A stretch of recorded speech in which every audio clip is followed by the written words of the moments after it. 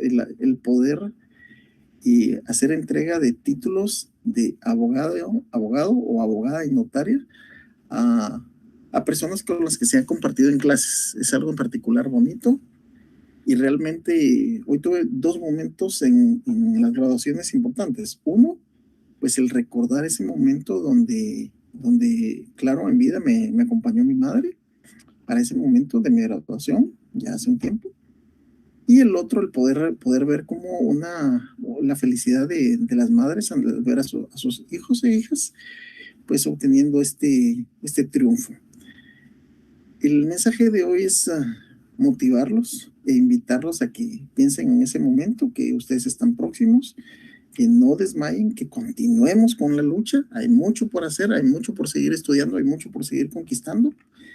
Y siempre vamos a tener altibajos, siempre vamos a tener piedras en el camino, pero realmente lo interesante de esto es lograr salir adelante. Atrás de estos monitores seguramente hay madres solteras, hay padres o personas que tienen más razones para no continuar que razones para continuar. Situaciones económicas, situaciones afectivas, situaciones de hijos, problemas. O sea, hay gente que en lugar de tener apoyo tiene yo creo que hasta se burlan por, por continuar estudiando. A todos aquellos que estén en esa situación, créanme que su mejor venganza en general al sistema y a estas contravenciones que tienen, pues es obtener su título y, claro, ejercer esta hermosa profesión. Estimados, vamos a empezar a, a grabar, vamos a empezar a grabar y, como siempre, suplicándoles si alguno de ustedes fueran tan amables de compartirme si estamos bien en comunicación, sonido e imagen y las diapositivas. Hoy tenemos también un videíto en relación al control de convencionalidad. Bueno, vamos a partir con las siguientes preguntas y ojo, porque son temas, claro, que ya podemos examinar. Punto 1. Necesito que me cuenten qué tan enterados están del caso Mirna Machan contra el Estado de Guatemala. ¿A qué se refiere eso? ¿Verdad? Pero un extracto, no quiero que me vayan a pegar la sentencia de la Corte Interamericana. Esto que es un caso que se libró en donde se demandó a quién, al Estado de Guatemala, por qué razón y todo esto. Eso es lo que necesito que empecemos a entrar en contexto. ¿A qué se refiere el caso Mirna Machan contra el Estado de Guatemala? ¿Por qué? ¿Por qué es la importancia de este caso? Ya no nos vamos a profundizar en matices del caso, sino que en los efectos que tuvo para el control de convencionalidad, que es el tema que vamos a platicar hoy. Fíjense que siempre les he comentado de que, al menos yo no recuerdo que en la facultad me hayan tocado una sola nota, un solo tema en ningún curso, ni en penal, ni en ningún curso me tocaron nada sobre control de convencionalidad. Y claro, ya existía. Y no quiero decir que sea porque no hayan querido, pero o por mala calidad de mi educación o situaciones de esas, no estaba. Cuando tuve la oportunidad de agarrar un caso bien importante, en donde estaba en juego la libertad de una persona que fue mi asistente y entró con 8 meses de embarazo al Centro de Privación de Libertad de Santa Teresa. Me recuerdo que realmente llegó a hostigarme, me llamaba cada rato para que pidiera su revisión de medida de coerción, es decir, para buscar la posibilidad de que saliera. Y sí, me logró desesperar, al final de cuentas tenía muy pocas posibilidades de salir, porque era un tema de extorsión, lógicamente prestó la cuenta. Sin embargo, realmente la enseñanza de esa audiencia la tuve que pedir ante un tribunal, no ante el juzgado. Ya había pasado a tribunal porque se iba a ir a juicio la situación, en donde yo en ese caso, ahí sí que escúchenme la expresión, sin querer, queriendo, apliqué los conocimientos del control de convencionalidad, pero lo hice de una forma muy a priori.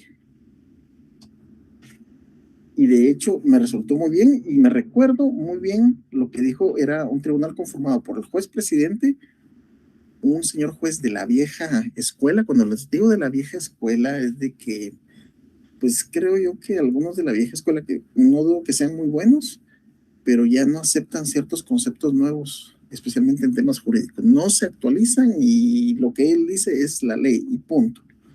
Pero a la par estaba rodeado de dos abogadas, juezas, jóvenes, y que realmente en su léxico pude percatarme yo que sí manejaban temas de derechos humanos. Esa audiencia de las que le estoy hablando fue la que me dio a mí la motivación de estudiar en nuestra Universidad Rural de Guatemala la maestría en Derechos Humanos y profundizar este tema de control de convencionalidad, porque lo que dijo una de esas juezas fue, dijo, lo que alcancé a entenderle al abogado es que de acuerdo al control de convencionalidad, en una época que yo muy difícilmente lograba dar el concepto de esto, es que aplicando la convención CEDAW y Belém do Pará en sus artículos tales, refuta que la mujer no puede ser, y se fue por ese lado. 2-1 las votaciones, y sí se le otorgó la medida sustitutiva que hasta hoy en día sigue gozando la persona. Pues no ha terminado el proceso. Entonces créeme que esa fue mi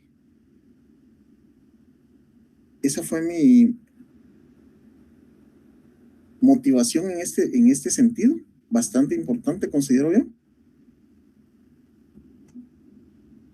Y por eso es que hoy en día quiero transmitirles a ustedes, explicarles, y lo principal, que tengamos la capacidad, en primer lugar, de saber qué es, de entenderlo. El disculpas.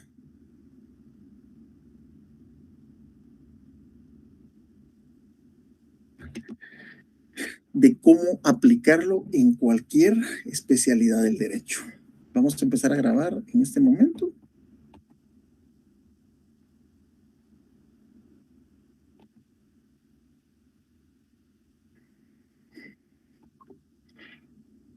Muy bien, para los que se están incorporando a este curso, muy buenas tardes. Muy buenas tardes, qué gusto estar nuevamente con ustedes, estudiantes de Universidad Rural de Guatemala. Nos encontramos ya en el desarrollo del curso de Derecho Procesal Constitucional, dentro de la semana 15 de 16, es decir, penúltima clase, y hoy tenemos el tema control de convencionalidad a cargo de su servidor Juan Carlos Mejía Argueta. Vamos a platicar el día de hoy. Tenemos ya conectados a 165 colegas juristas, y podemos ver que dentro del correo agradezco mucho a los compañeros Cristian Coy por notificar que estamos bien en la transmisión. De igual forma al compañero Roberto Aguja. Estamos bien con el compañero y colega Emiliano Molina por allá por Nevaj, sede 065, y Victoria Orantes. Muy agradecidos por su comunicación a través de este correo. Pues tenemos claro hoy de que vamos a poder conocer y transmitir este tema. Les decía, les invito, mientras que estamos en clase, a que empiecen a indagar parte de los beneficios de esta virtualidad. Como les he dicho, es el hecho de que cuando se menciona algún tema que uno desconoce, tiene uno la facilidad pues de buscarlo, valga la redundancia, en un buscador informático que le permita a uno ampliarle. Dependiendo los dispositivos que tienen, pues puede ser desde leer un poco sobre qué se toca el tema hasta poder ver algún video sobre el tema. En el caso del día de hoy, que es control de convencionalidad,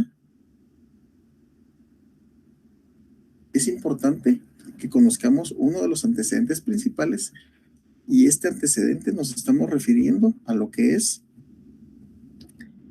el caso Mirna Mac-Chan versus el Estado de Guatemala. Me refiero propiamente a lo que es la sentencia. Hay una sentencia de la Corte Interamericana, es un caso que se llevó en la Corte Interamericana que hoy en día, más allá de sus matices políticos, matices sociales, y que todavía están dividiendo a Guatemala, la importancia que tienen para el tema jurídico en lo que es el control de convencionalidad. Tenemos como objetivo de clase, continuamos con el tema de una extensión de lo que es la jurisprudencia y sus efectos, y propiamente lo que es el control de convencionalidad. Bien, vamos a empezar con estos antecedentes y vamos a platicar sobre esto.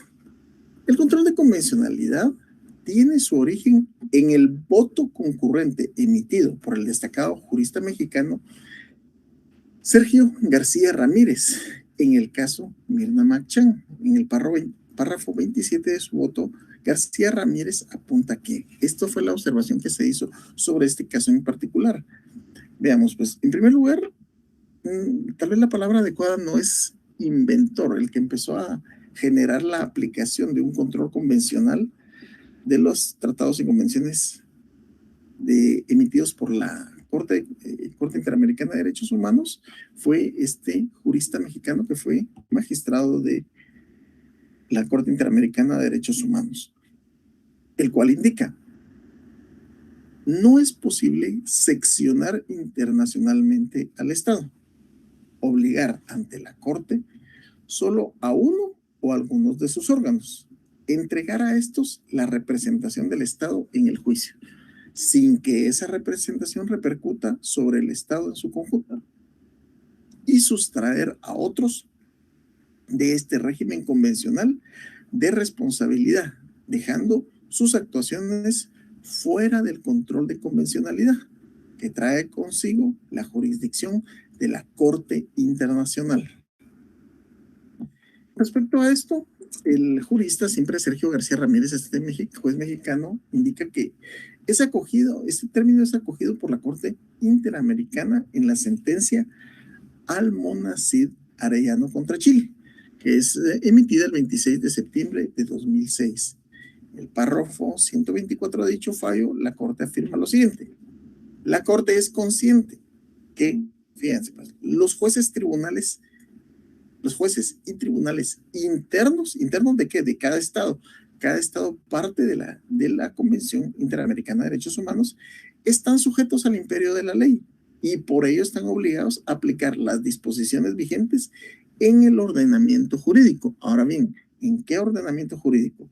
¿El ordenamiento jurídico interno o, para este caso, ya estamos ante que se van a aplicar la obligación que tienen de aplicar los tratados y convenios internacionales en materia de derechos humanos firmados y ratificados por los estados parte? Entiéndase que en el caso que les estaba comentando, es obvio que las distinguidas juezas, por tener mayor actualización de conocimientos y, lo principal, mayor amplitud de cambios e innovaciones jurídicas, pueden observar con la importancia que tiene la aplicación de tanto los convenios y tratados internacionales en materia de derechos humanos que han sido firmados y ratificados por el Estado de Guatemala. Es decir, si yo les pregunto cuál es la ley superior en Guatemala, la ley suprema, ¿cuál es? ¿A cuál nos referimos?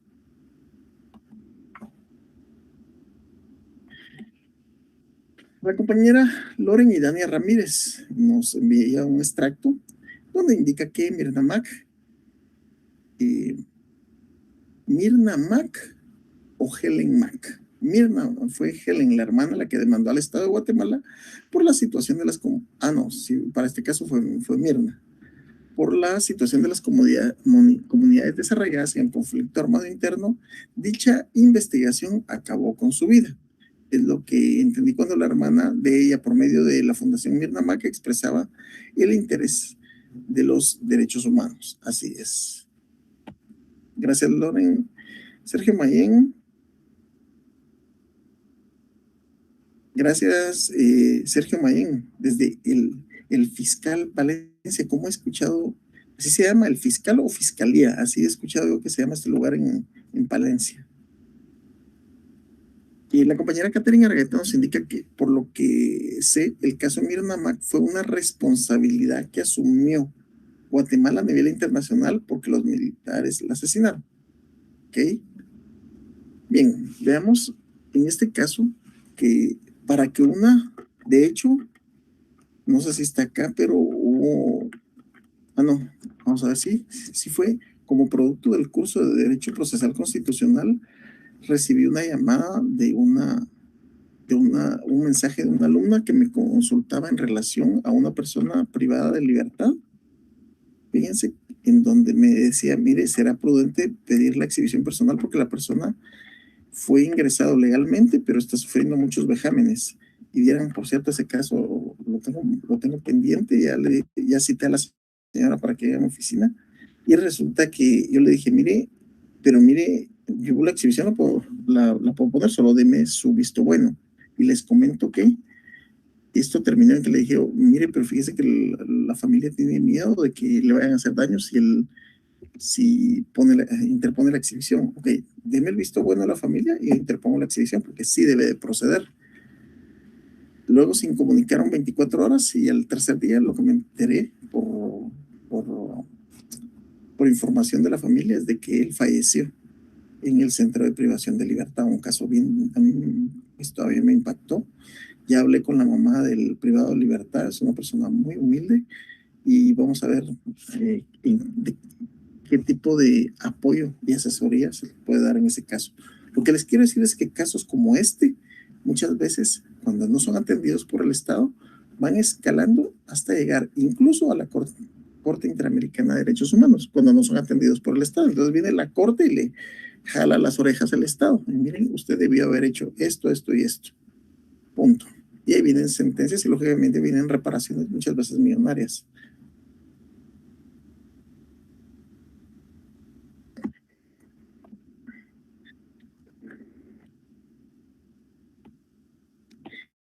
Entonces, en este caso, cuando los casos han llegado a la Corte Interamericana de Derechos Humanos, se emiten fallos.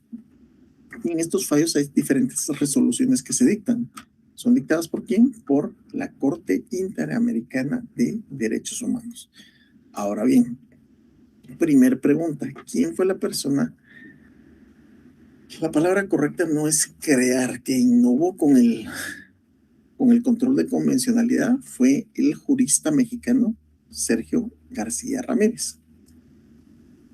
Ahora, ¿por qué casos fue que salió a la aplicación del control de convencionalidad? Pues como hemos platicado, es por el caso Mirna Machan contra el Estado de Guatemala.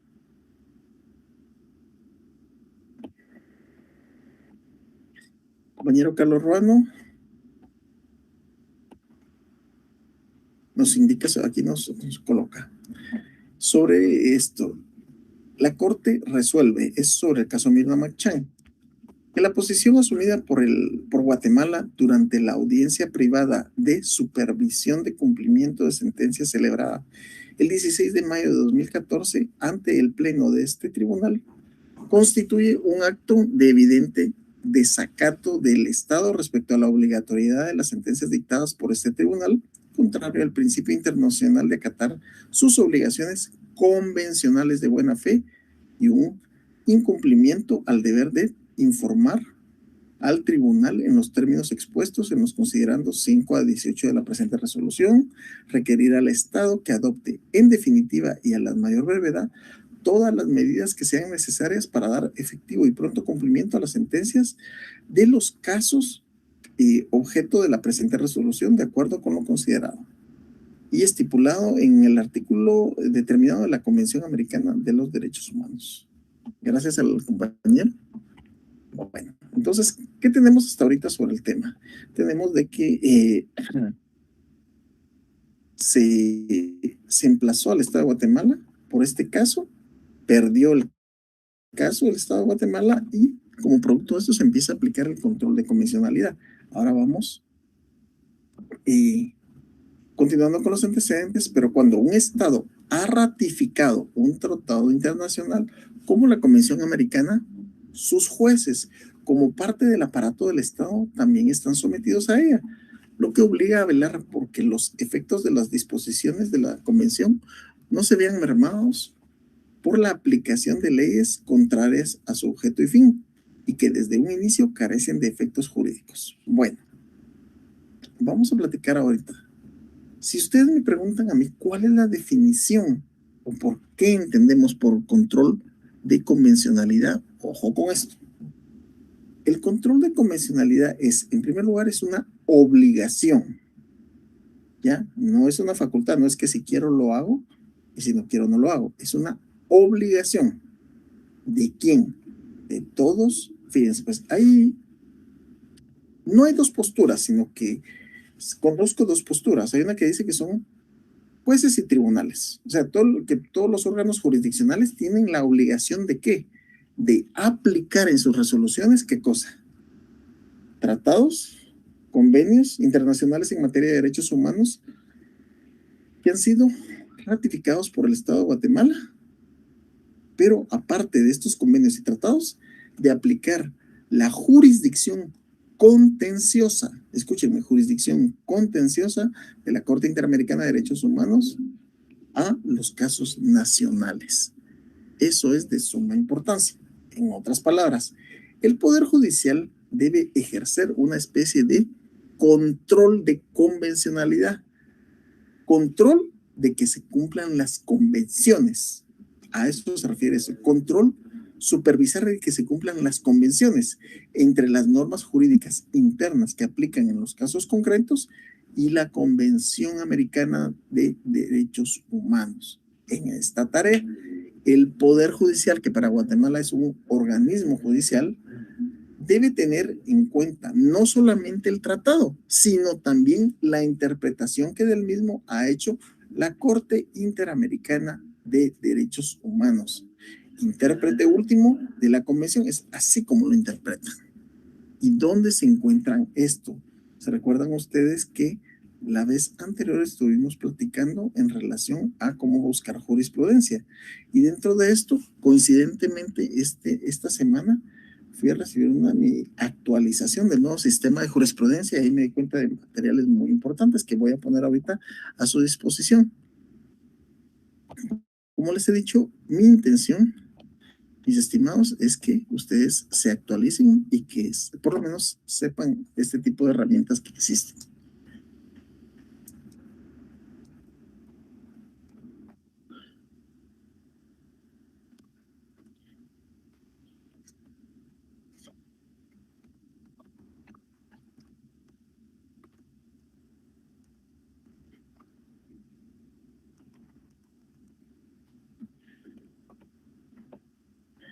Entonces, permítanme.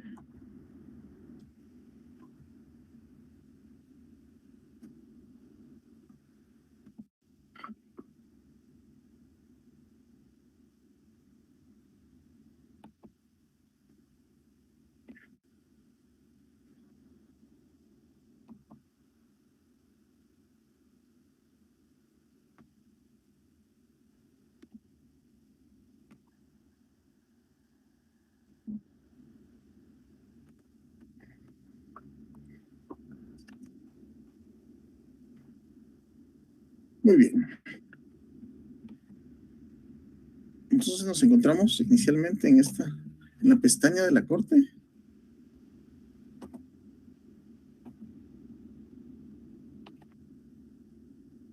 Para llegar a este lugar ya sabemos dónde y cómo. Ok. Ahora nos vamos a jurisprudencia, consulta. Este es un sistema CAPTCHA normal de botón. Continuamos. Ok, nos encontramos acá. Bien, con respecto a esto.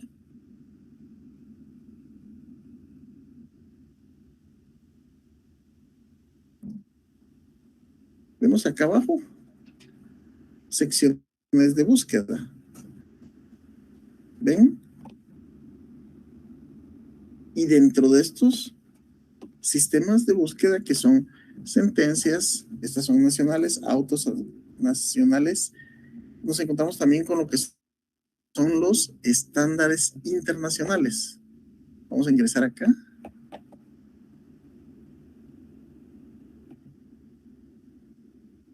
Y dentro de estos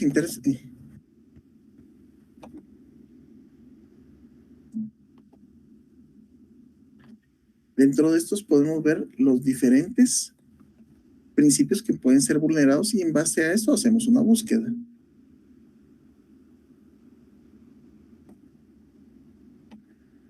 Y nos vamos a buscar, por ejemplo, derecho de las mujeres acá. Y le vamos a dar buscar. Y esto nos va a arrojar un estándar internacional sobre el tema de derechos de las mujeres.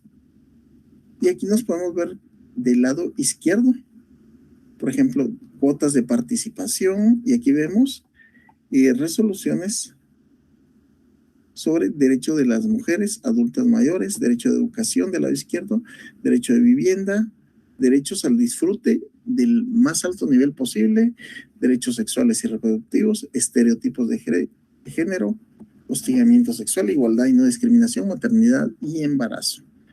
Pero entonces, si yo quiero ver acá sobre estándares sobre maternidad y embarazo, aquí del lado derecho, me voy a sacar y aquí puedo ver la ficha jurisprudencial.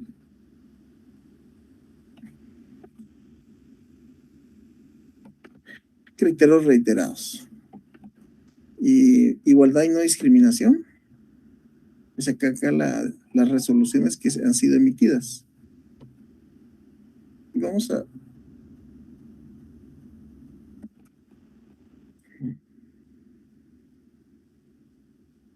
Veamos acá esto. Es reconocido que durante los conflictos armados internos e internacionales, las partes que se enfrentan utilizan la violencia sexual contra las mujeres como un medio de castigo y represión. La utilización del poder estatal para violar los derechos de las mujeres en un conflicto interno, además de afectarles a ellas en forma directa, puede tener el objetivo de causar un efecto en la sociedad a través de estas violaciones y dar un mensaje o lección. Aquí les estamos mostrando algún tipo de resoluciones de este tipo de estándares internacionales. En relación aquí a cuotas de participación,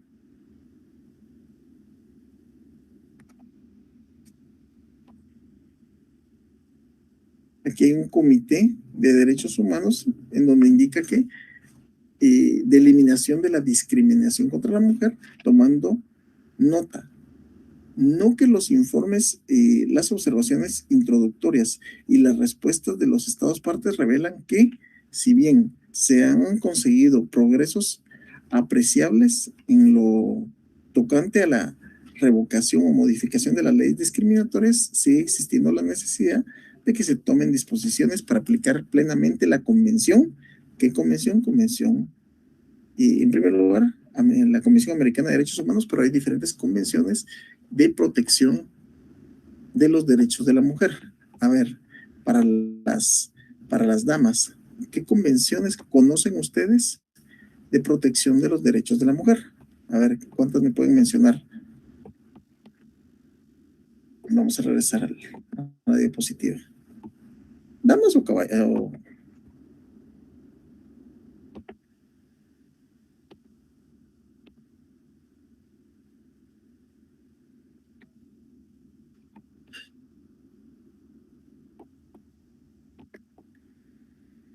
¿Qué convenciones de protección de los derechos de la mujer conocen?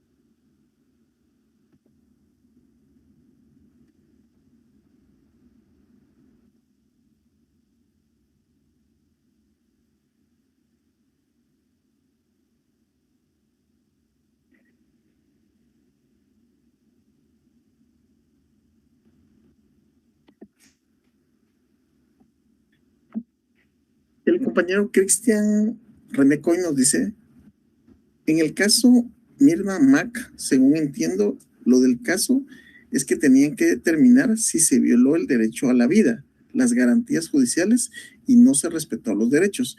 Según mi opinión, en el tema de hoy, el control de convencionalidad sirve para no violar los derechos humanos.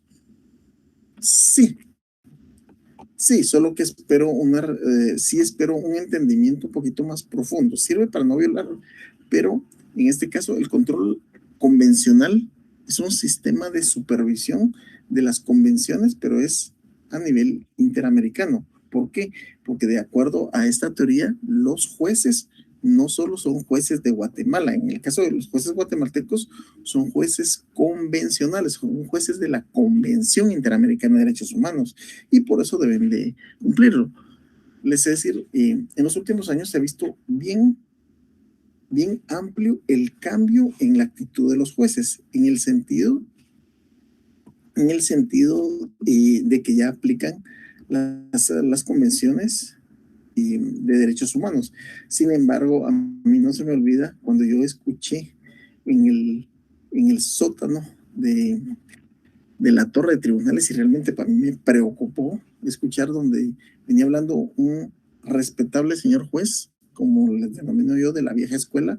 Ojo, cuando les denomino de la vieja escuela no me refiero yo a que sea una edad avanzada, me refiero a que su mentalidad como que está atrapada en no sé qué año o siglo, y le dice, mira, a mí cuando me empiezan los abogados con esa, refiriéndose peyorativamente al término de control de convencionalidad, esos abogados, yo los paro, aquí lo que manda es lo guatemalteco, es lo que, cuando se vienen con esas sus tonteras del extranjero, solo tonteras son, yo los mando por un tubo, así lo dice claramente. Entonces, de aquí va a surgir la duda, bueno, ¿y qué pasa cuando no lo aplican? O lo platicaba hoy, ¿verdad? ¿Qué pasa cuando simple y sencillamente les vale? Y es muy... ¿Y qué es lo que dice cuando uno empieza a protestar y todo eso? Lo dice, ahí están los medios de impugnación para que usted proceda. O sea, ¿no le gusta cómo resuelvo? Impugna. Esas son sus respuestas muchas veces. Entonces, el abogado, con este tipo de conocimientos bien armado, por decirles, parte de, o sea, para todo tipo de litigio se debe litigar, o sea, principalmente con nuestra Constitución. Esta es la primera herramienta. ¿Ya? Vamos a hablar de un derecho de la propiedad. ¿A dónde nos vamos? A la Constitución. Hay un derecho soberano sobre el derecho de propiedad. Pero aparte del derecho soberano constitucional, tenemos que la Convención Interamericana de Derechos Humanos garantiza ese derecho de propiedad. Este va un poco más allá de lo que da. Están a la par. Pero ¿de qué sirve? Entonces, pues les digo, se debe lidiar junto con la Constitución y la ley específica con los instrumentos universales e internacionales de derechos humanos.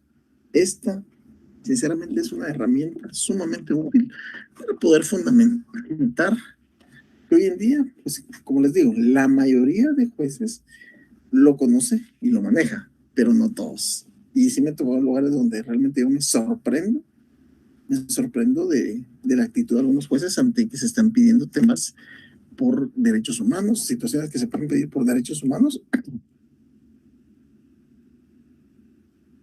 Las hay muchas y las hay en todas las áreas del derecho, independientemente que me dedique más que todo, no es lo único, pero más que todo, a penal no quiere decir que no se puede aplicar en laboral, que no se puede aplicar en civil. A mí me están diciendo que hay, en materia civil, hay convenciones, hay en la convención, hay resoluciones de la Corte Interamericana de Derechos Humanos sobre que no se puede exceder el porcentaje de la mora en los cobros o la usura, ¿verdad? Y eso puede ser un fundamento para que en un determinado momento de un proceso ejecutivo sea reducido los pagos. O sea, no hay área que no sea susceptible de aplicación del control de convencionalidad. El Estado de Guatemala ha aprobado y ratificado una gama de instrumentos internacionales en materia de derechos humanos. Veamos ahorita acá. Busquemos cuáles han sido los principales instrumentos internacionales que han sido aprobados y ratificados por el Estado de Guatemala en materia de derechos humanos, así como la competencia contenciosa de la Corte Interamericana de Derechos Humanos. Y segundo, esta diapositiva que tengo acá, en relación, ¿cuál es el fundamento constitucional que tiene esta diapositiva? Por favor, vamos al artículo 44 y 46 de la Constitución. 44 y 46.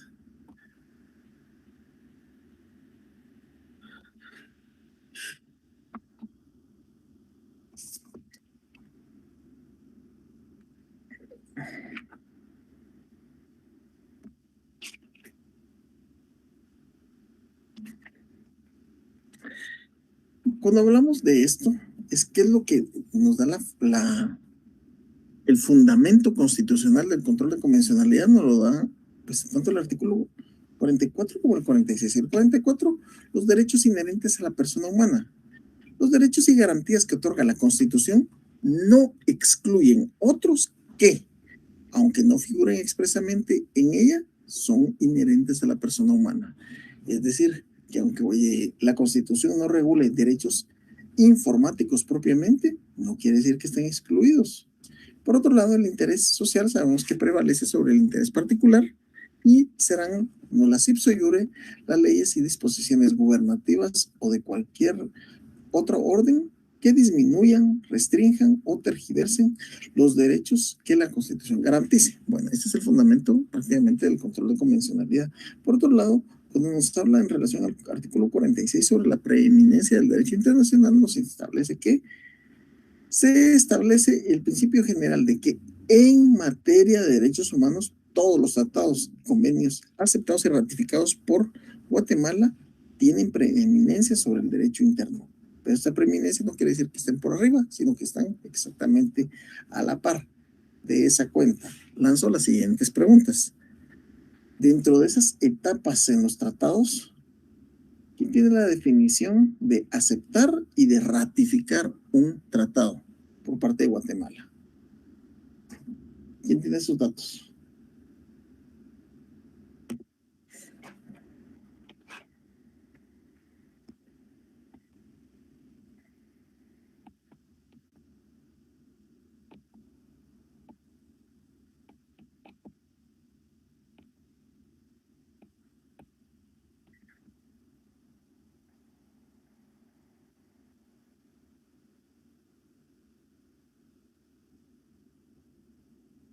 Firmando la Corte Interamericana de Derechos Humanos en pro de velar por el cumplimiento de los derechos y facultades reconocidos por la región americana a través de los distintos instrumentos internacionales, creó por vía jurisprudencial en la sentencia del caso Mirna Machan versus Guatemala del 2003 el mecanismo del control de convencionalidad.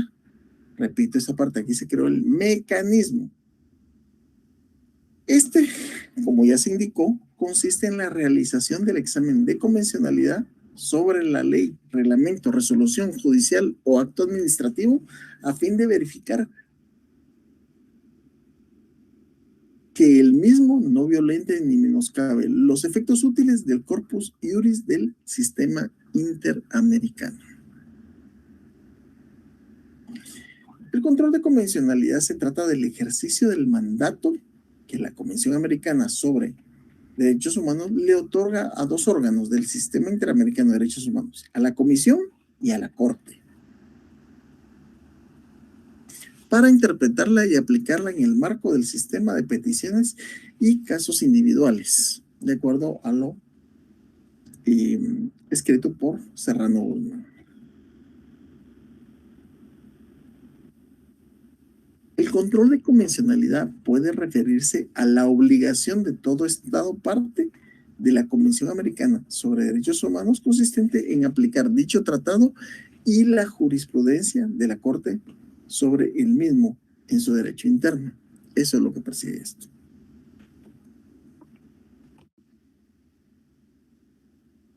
Permítanme verificar dónde tengo un video del tema. Creo que usted viera.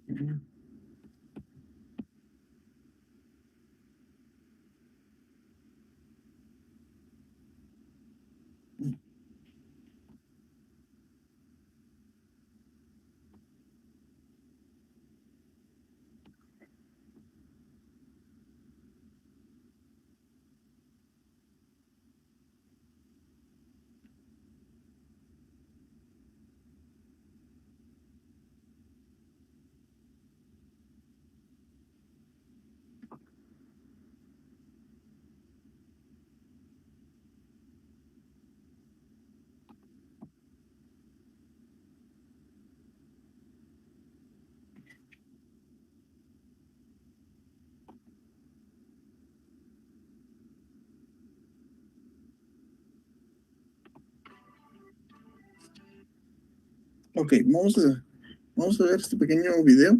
Me gustó, tiene una explicación bastante sencilla en relación al control de convencionalidad.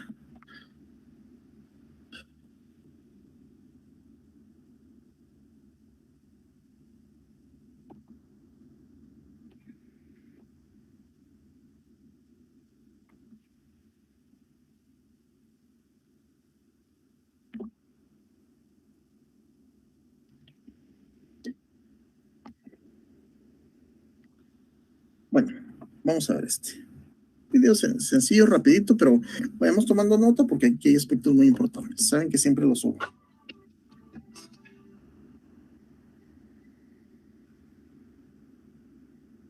Cuando nos referimos al control de convencionalidad, sabemos que este tiene su aparición formal en la jurisprudencia de la Corte Interamericana de Derechos Humanos, en el caso de Monastir Arellano contra Chile.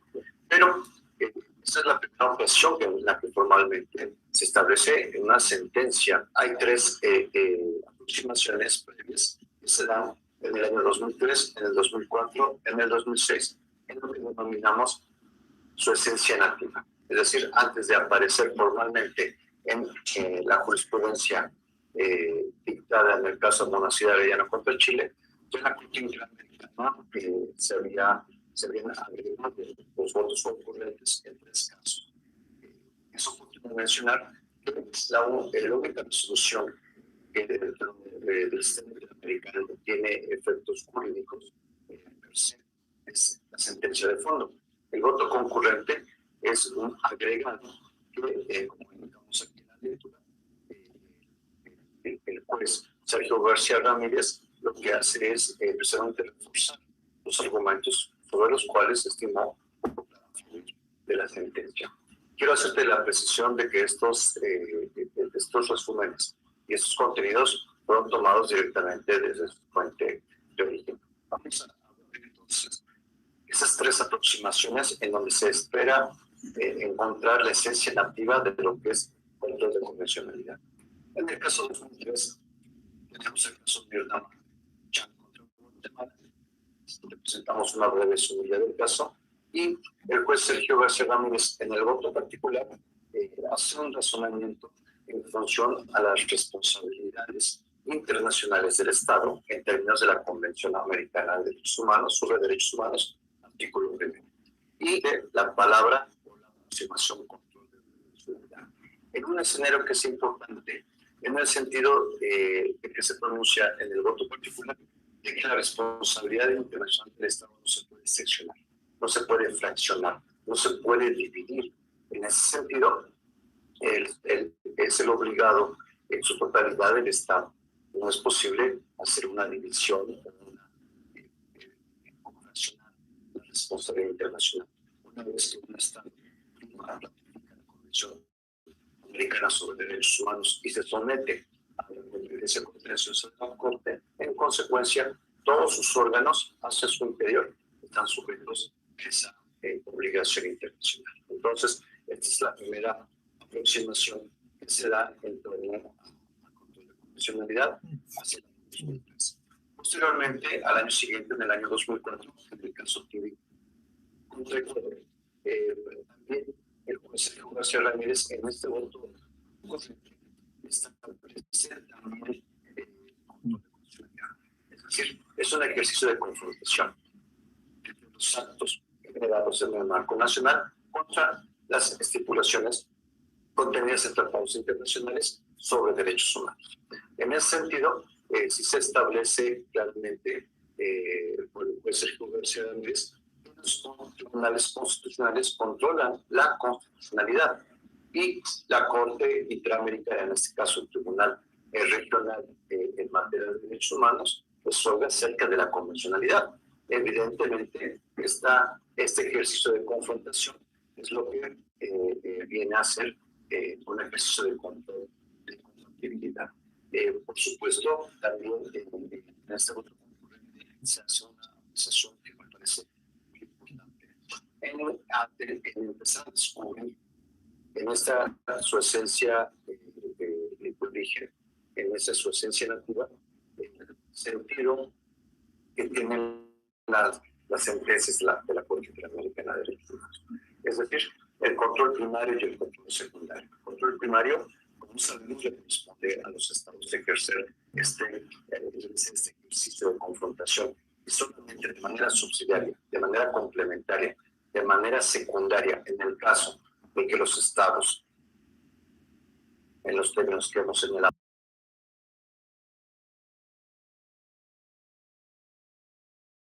no ejerce ese control de condicionalidad, entonces de manera subsidiaria Interamericana va a resolver al respecto. Como lo apuntó sería además indeseable, ¿sí?, que la Corte Interamericana conocía de todos los casos, y además de que como tal sabemos que no constituye una siguiente instancia.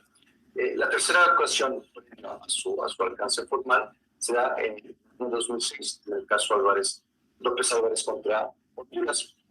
En este caso, también el voto concurrente del juez establece claramente que la Corte Interamericana de Derechos Humanos verifica la compatibilidad, es decir, ese es el ejercicio de control entre la conducta del Estado y las disposiciones de la Convención. Es decir, el órgano que practica el control de convencionalidad debe explorar las circunstancias de derecho y de derecho entre las disposiciones de derecho interno, entre la conducta de derecho interno contra las disposiciones que se establecen en los tratados internacionales en materia de derechos humanos. Y bueno, este ha sido un recorrido en cuanto a su esencia nativa de constitucionalidad. Como sabemos, formalmente se hace el caso a la ciudad de Llano contra Chile cuando se establece la jurisprudencia de la Corte Interamericana. Sin embargo, su esencia nativa, su origen, su aparición en otros concurrentes se establecen hacia el 2003, 2004 y 2006. Es así como se empieza a gestar esa figura que conocemos como el de convencionalidad. Hacia el 2006 alcanza su pirámide formal dentro de la jurisprudencia de la Corte Interamericana de Derechos Humanos, y en años siguientes en una serie de casos en los cuales se empieza a evolucionar, se empiezan a establecer otras características que podemos comentar. Muchas gracias y te invito a que sigas este tipo de... Ok. Después de esto que hemos visto, la pregunta aquí sería, ¿qué entendemos? Escúchame la palabra, no nos pongamos a esto, cuando tengan que googlearlo, pues les digo, googleen ahorita. ¿Qué entendemos entonces nosotros que es control de convencionalidad? Y aquí los leo en sus observaciones.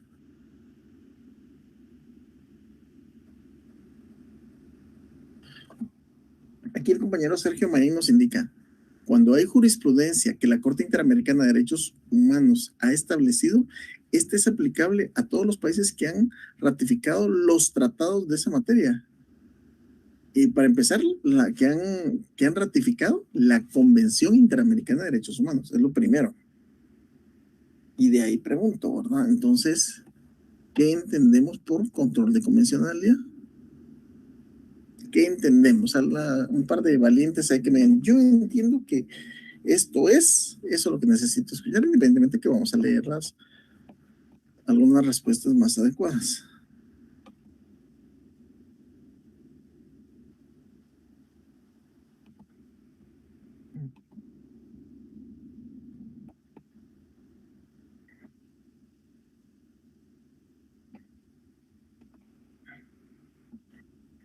Muy bien, cuando hablamos de control de convencionalidad, se refiere para referirse a la obligación de todo Estado parte que es parte de ¿qué? De la Convención Americana de Derechos Humanos, consistente en aplicar dicho tratado y la jurisprudencia de la Corte sobre el mismo en su derecho interno. Esa es una definición bastante interesante.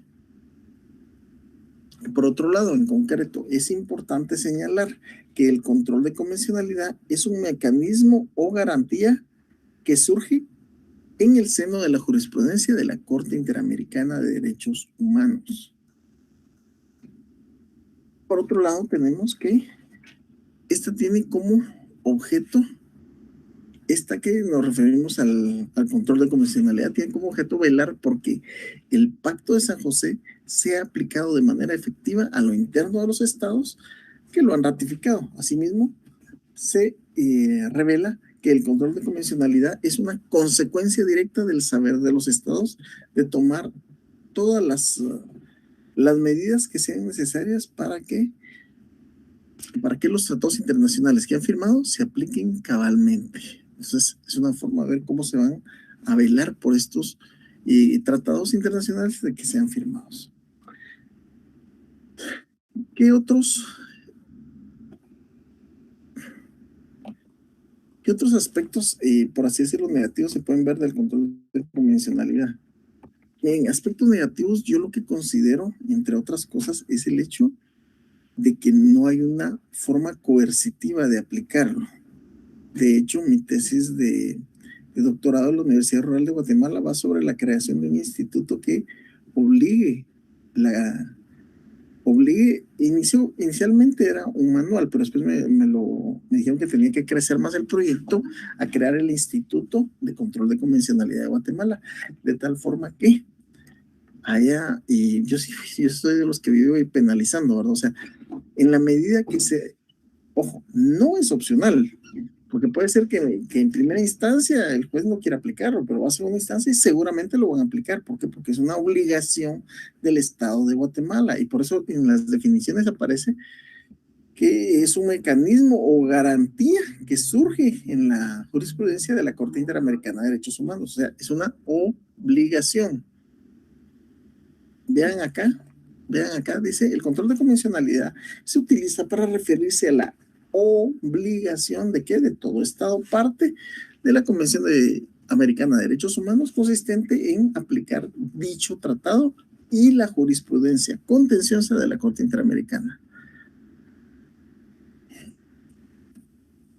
El control de convencionalidad esta tiene como objeto velar porque el Pacto de San José sea aplicado de manera efectiva a lo interno de los estados que lo han ratificado. Asimismo, se revela que el control de convencionalidad es una consecuencia directa del deber de los estados de tomar todas las medidas que sean necesarias para que los tratados internacionales que han firmado se apliquen cabalmente.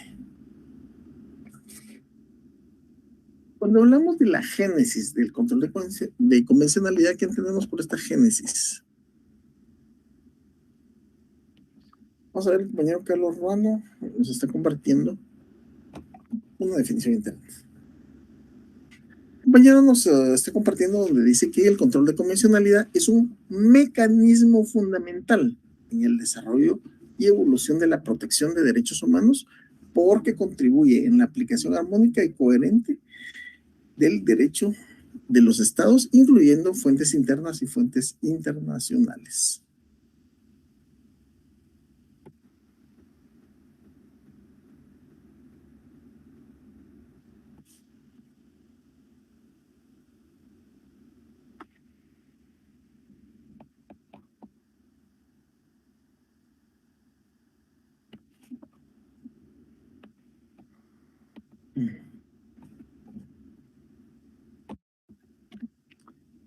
Jairo Adelso Cumes. Lo entiendo que es la aplicación de una normativa que Guatemala ha ratificado de tratados internacionales en el caso de la Convención Interamericana de Derechos Humanos y de cumplimiento obligatorio. Estamos en lo correcto, Jairo, sí es lo correcto, pero es una obligación. Ahora bien, fíjense que yo me casé con la teoría que es una es un convenio que se ha adquirido no solo por los jueces y tribunales, sino que por todos los funcionarios y empleados públicos, de tal forma que yo ya lo he aplicado, bueno, o al menos he intentado aplicarlo, el tema de control de convencionalidad en las prisiones, centros de privación de libertad, donde les digo, de acuerdo al control de convencionalidad, el director está obligado a evitar temas de tortura. ¿Y qué es la tortura a la que yo me refiero? Cuando a los privados de libertad los meten a una denominada Bartolina. Eso es un trato cruel. Para empezar, no solo es un trato cruel, sino que hay muchos aspectos legales con respecto a eso. Y yo les digo, no se comprometan. Están metiéndolo a la Bartolina, una Bartocha, como se les dice peyorativamente, y realmente no están respetando nada de derechos humanos, pero ese es el área de corrección de ellos. Ok, ¿quiere hacer esa corrección? Enséñeme el manual de funciones donde dice usted está facultado para poner ese tipo de castigos. Tiene esa facultad. Y no, pero aquí siempre se ha hecho así. Eso de que aquí siempre se ha hecho así, usted sabe, yo sí se los digo, usted se puede ir detenido por esto. Yo sé que lo sabe. Y no es mi intención venir a entrar en un tema de polémica o discusión, pero normalmente así es.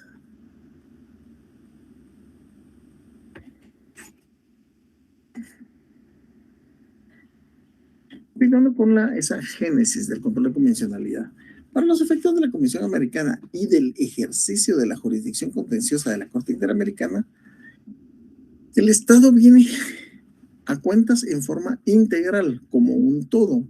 No es posible seccionar internacionalmente al Estado, obligar ante la Corte solo a uno o a algunos de sus órganos, entregar a estos la representación del Estado en el juicio sin que esa representación repercuta sobre el Estado en su conjunto y sustraer a otros de este régimen convencional de responsabilidad, dejando sus actuaciones fuera de control de convencionalidad que trae consigo la jurisdicción contenciosa de la Corte Internacional o Corte Interamericana de Derechos Humanos.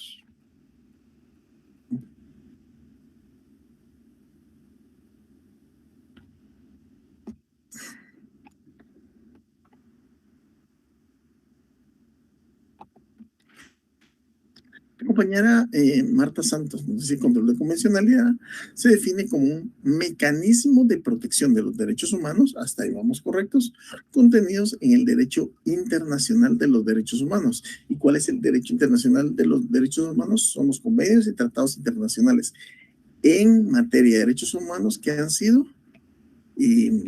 ratificados por el Estado de Guatemala, el cual consiste en la confrontación, examen o fiscalización que los jueces están obligados a realizar de oficio entre la Convención Americana sobre los Derechos Humanos y toda la normativa interna a fin de evitar que esta violente o menoscabe los derechos humanos que se reconoce a los guatemaltecos. Muy buena definición, estimada Marta Leticia Santos.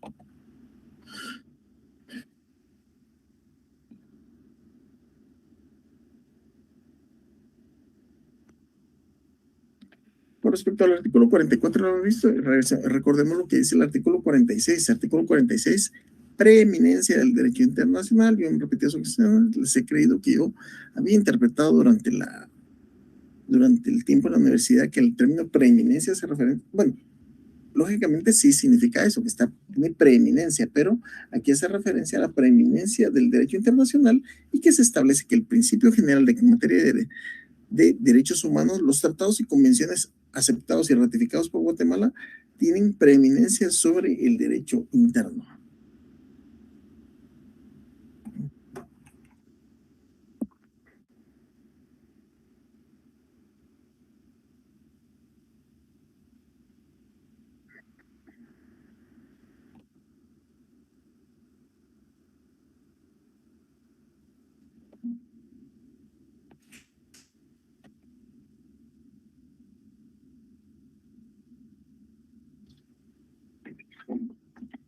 En el anterior párrafo se encuentra la génesis, ese origen del concepto de control de convencionalidad. A partir de ahí comenzaría la Corte Interamericana de Derechos Humanos con un trabajo intelectual. el cual está contenido en su jurisprudencia y a través de ha dicho esta corte tratado de precisar con rigurosidad que es el control de convencionalidad, así como fijarle sus características, efectos y sujetos obligados a aplicarla. Sin embargo, el hecho de que el control de convencionalidad hubiera un nombre jurídico en el año 2003 no implica que dicha actividad o control no se viniera realizando con anterioridad. O sea, antes de 2003 ya se realizaba, como les digo. No sé si lo podemos tomar como un mecanismo, no sé si lo podemos tomar como una implementación, tal y como lo hizo en su momento este jurista mexicano.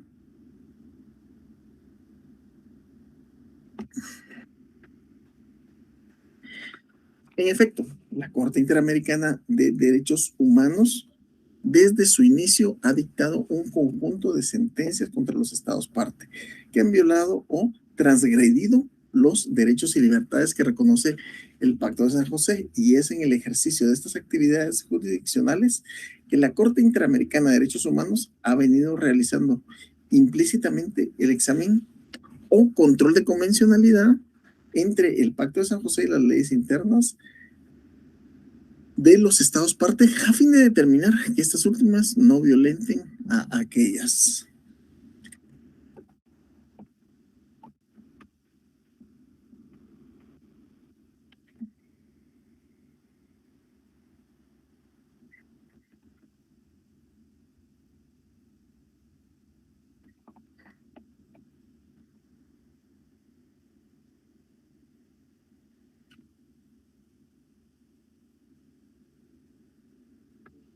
En conclusión, puede señalarse que la génesis del control de convencionalidad que se encuentra en el derecho jurisprudencial ha emanado de las sentencias del Tribunal Interamericano de Derechos Humanos, siendo también que esta serie de resoluciones donde dicha Corte se ha dado a la tarea de desarrollarla y consolidarla en el sistema regional de derechos humanos.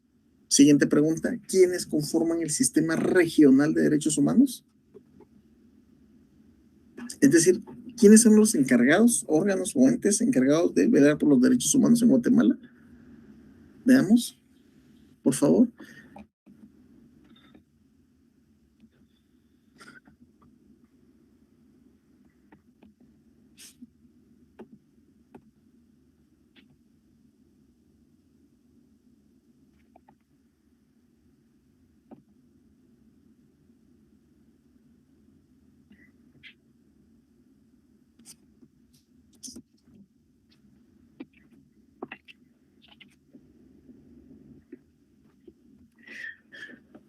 Con respecto a eso, vale la pena mencionar que dentro de lo que es la Convención Americana de Derechos Humanos, el artículo 1, obligación de respetar los derechos. El artículo 1 indica, los estados partes en esta convención se comprometen a respetar los derechos y libertades reconocidas en ella y garantizadas por su libre expresión y pleno ejercicio de toda persona que esté sujeta a la política o de cualquier otra índole, original, nacional o social, posición económica, nacimiento o cualquier otra condición social.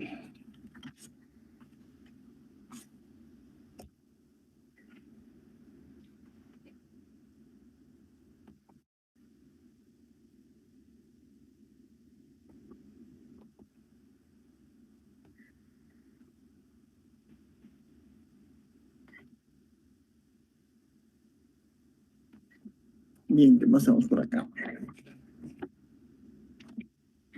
¿Cuáles son? Les voy a mencionar algunos, pero yo les pido por favor, se los dejo de tarea, que me investiguen sobre los instrumentos ratificados por el Estado de Guatemala en materia de derechos humanos.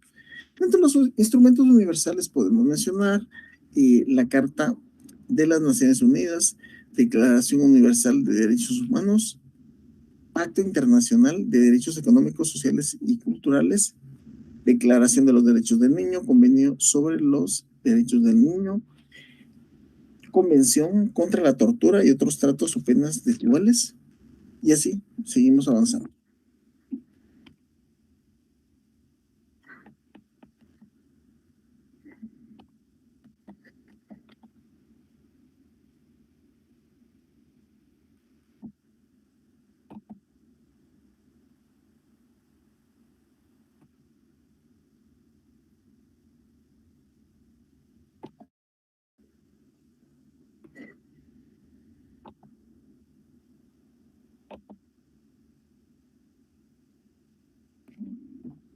Bueno, ahora les pido que me busquen una norma en el Pacto de San José que se pueda exigir que sea cumplida dentro de un juicio guatemalteco.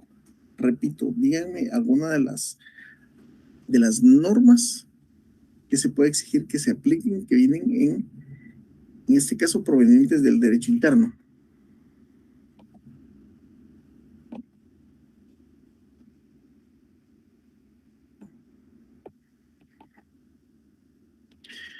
Les pongo ejemplo, en algo lo que yo más lo manejo es el artículo 8 del Pacto de San José. ¿Qué regula el artículo 8?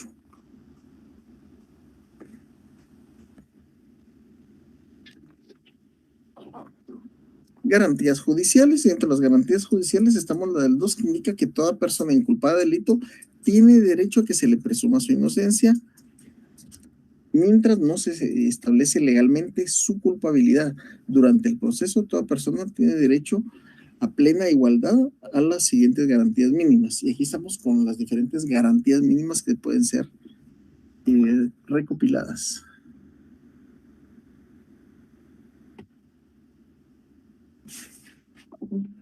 Vamos a ver. Ok.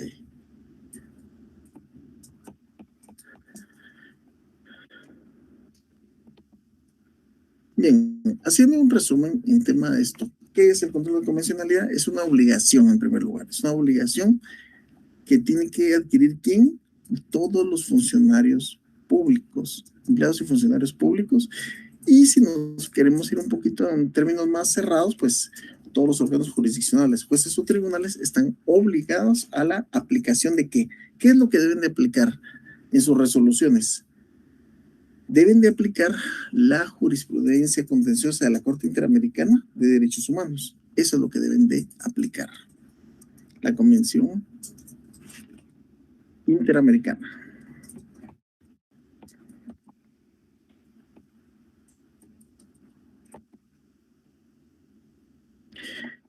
El compañero Jairo Gómez nos dice, en Guatemala el encargado de velar por los derechos humanos es el Procurador de los Derechos Humanos, o conocido como Ombudsman, OMB, Ombudsman. Ese es el término que se le denomina. Ahora bien, no, sí, pero no solo es. ¿Quiénes son los órganos a nivel nacional encargados de velar por derechos humanos? Estamos en Comisión Presidencial de Derechos Humanos, COPREDE. También lo podemos ver lo que nos regula la Convención o el Pacto de San José. Entonces, Procurador de Derechos Humanos y la Comisión de Derechos Humanos del Congreso de la República. Esas son las otras.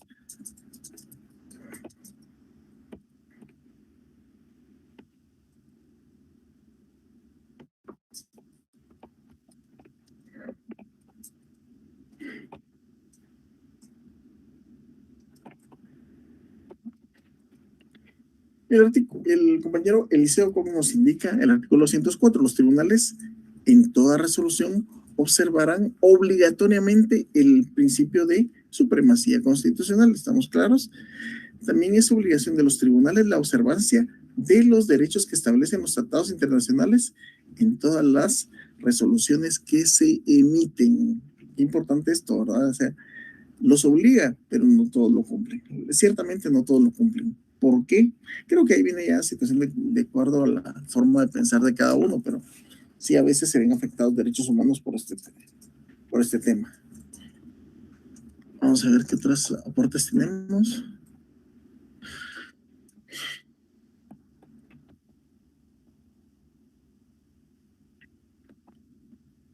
Compañero Carlos Ruano nos dice, ¿cómo se conforma el sistema de protección de derechos humanos a nivel nacional?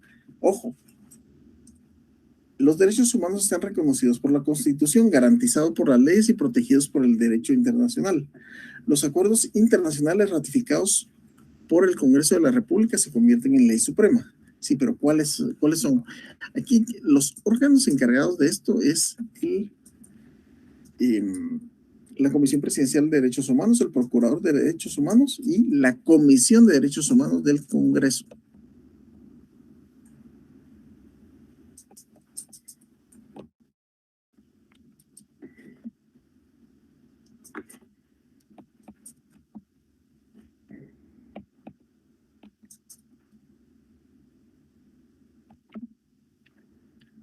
compañero Jairo Adelso Gómez nos dice que el artículo 13 del Pacto de San José sobre la libertad de expresión es otro ejemplo muy bueno. ¿Qué se relaciona con qué? Está la libertad de expresión a nivel Pacto de San José y está el artículo 35, segundo párrafo de la Constitución Política de la República de Guatemala. Ahora son ejemplos de cómo se puede aplicar esto.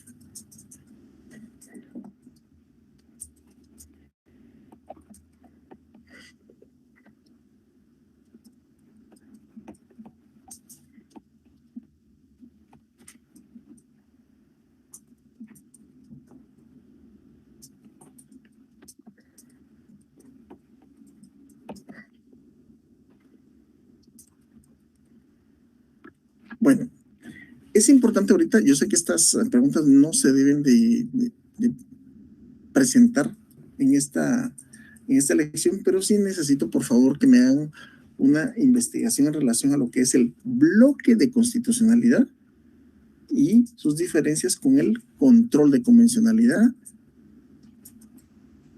Aquí están cuáles son los mecanismos de control de derechos humanos a nivel universal y cuáles son los mecanismos de control de derechos humanos a nivel nacional. También falta cuáles son los mecanismos de control de derechos humanos a nivel regional y quienes están obligados a cumplir el control de convencionalidad.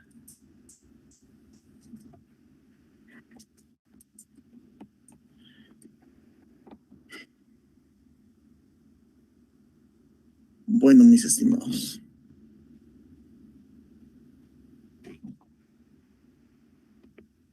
Con respecto a esto, ¿qué dudas hay respecto al control de convencionalidad?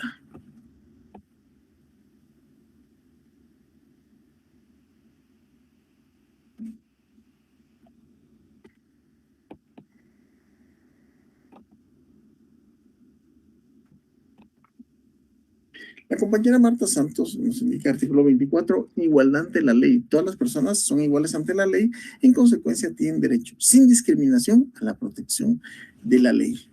Sí, este es un buen ejemplo que el que nos está dando la compañera.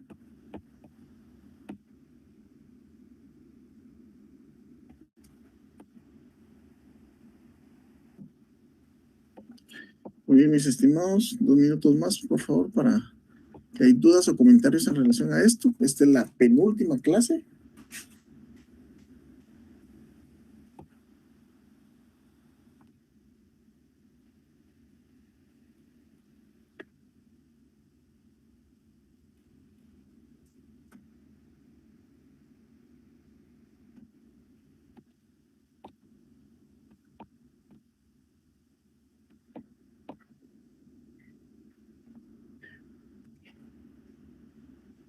Bien, mis estimados. De esta forma, con este tema, damos por finalizar la penúltima clase y control de convencionalidad. Los invito a que se vean a la red social YouTube para empaparse un tanto más del tema. Hay información muy valiosa, no toda se puede ni se debe proyectar acá, pero dejamos abierta la inquietud para que puedan realizar una investigación bajo el término de esa autodidaxia que debe tener, que es uno de los requisitos de todo estudiante de derecho hoy día dentro de lo que es esta situación de la educación virtual. Mis estimados, no habiendo más que hacer por mencionado dentro de la presente clase, damos por finalizada la presente, deseándoles un excelente resto de fin de semana. Muy pilas que ya estamos, solo falta una clase más para estar en el examen final. Que tengan muy buena tarde.